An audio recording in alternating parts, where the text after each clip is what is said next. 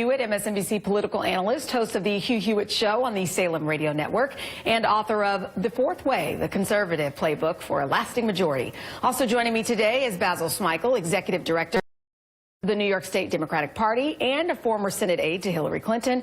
And finally, Niall Sandage, a White House columnist at The Hill. I'm ready for this conversation. Good day to all of you guys. Hey, Sheinelle. Basil, I'll start with you. Is this a win for Trump's opponents, or is there more to be done? Well, it's both. And what you're seeing is sort of the pushback or the fight back of the bureaucrats. They often get pilloried when you think about government and public service. They often get a bad rap. But the truth of the matter is, it is the bureaucrats that have to implement all of these strategies. And you saw that at the State Department with the dissent report. But also you're seeing members of the Senate, members of the House, also starting to push back because refugees are largely settling in a lot of red states across this country. And when you're looking at the protest, I think there are good people that are saying this is not sustainable. Not only is it not right, but it's also not sustainable. And if he signed an executive order without consulting a lot of the civil service, but also a lot of the people that have expertise in these areas, one wonders how far is he going to test his presidential power. So if we think about sort of the checks and balances in government, we see that in this case, and we also see it with the court decision, that it seems to be working. Hugh, this was one of the president's first executive orders, and in just over a week, parts of it have been targeted, sued, reversed. Does this affect his credibility, in your opinion, or his ability to get things done? No, I am surprised by Judge Robart's order. I read it this morning. No doubt it's going to end up at the Ninth Circuit and probably at the Supreme Court.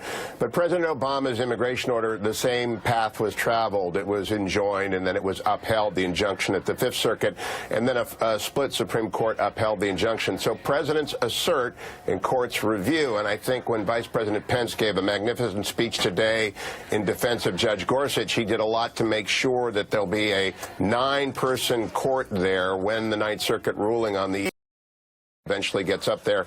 I expect, I really do, based on Justice Jackson and other precedents, that when it gets to the Supreme Court, President Trump's order will be upheld. Niall, do you get a sense that Rex Tillerson played a role in this decision to comply with the judge's order? Well, we're seeing a lot of different reports about pushback on the question of green card holders and visas, but I think that preceded the judge's order, as I understand it, Sheinelle. I think really in terms of that order, the administration made the decision that it would have to comply with it, even as it fights this ruling in the courts. And of course there was that oddity where the White House released a statement at one point describing it as an outrageous ruling.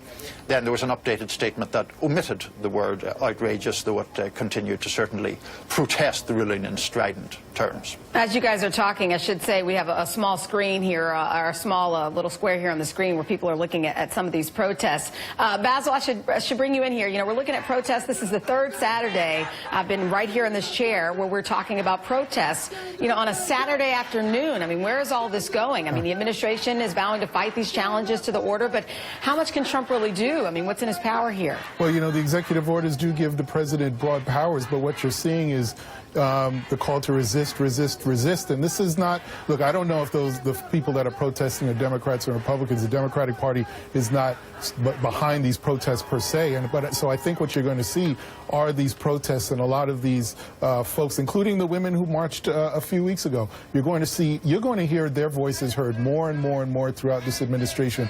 Maybe the administration believes that just sort of by attrition, I guess, that they can keep doing what they do, and maybe we'll get tired, or maybe the protesters will just sort of get exhausted and go away. I don't think that that's a particularly good strategy, because my guess is that they're not going to go away. And I'll just say this very quickly.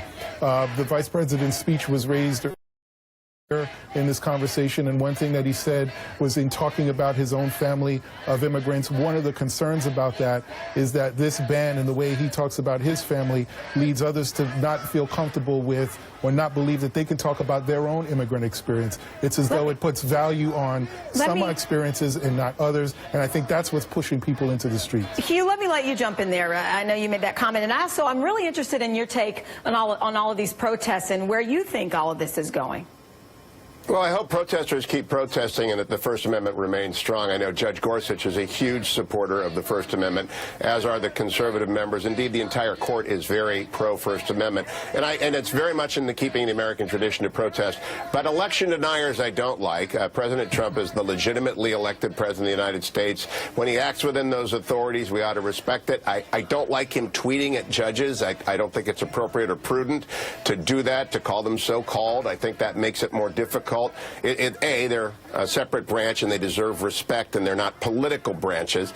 B, it makes it more likely that people will start calling him the so-called president and carry on this delegitimization. But most important of all, it makes confirmation harder for all of his judicial nominees. I just know they're going to get asked about his tweets and his criticisms of the bench. And so I'm hoping he dials that back and just reserves the right to say, I disagree with the decision, we will appeal it, and we will win when we get to the Supreme Court. Hugh Hewitt, Basil Smikle, Niall Standage, have to leave it there. Thank you for your time on this Saturday. Coming up.